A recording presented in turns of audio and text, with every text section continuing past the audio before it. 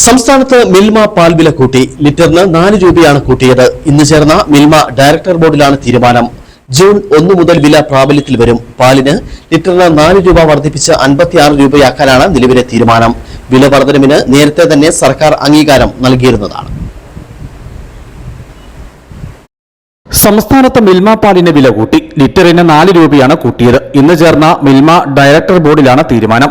June 1 മുതൽ വില പ്രാബല്യത്തിൽ വരും.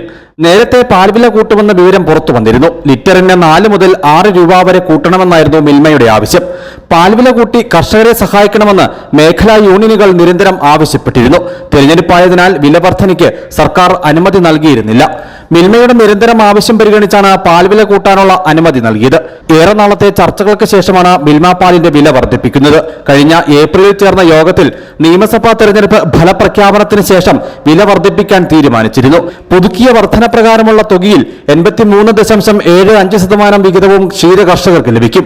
6.25% വീതം സൊസൈറ്റികൾക്കും ഡീലർമാർക്കും നൽകും. 2.5% മിൽമയ്ക്കും 0.75% ക്ഷേമനിധിയിലേക്ക് മാറ്റിവെക്കും. 0.5% പ്ലാസ്റ്റിക് നീക്കം ചെയ്യൽ പ്രക്രിയകൾക്കും നൽകാനാണ് തീരുമാനം. News bureau, Adimali.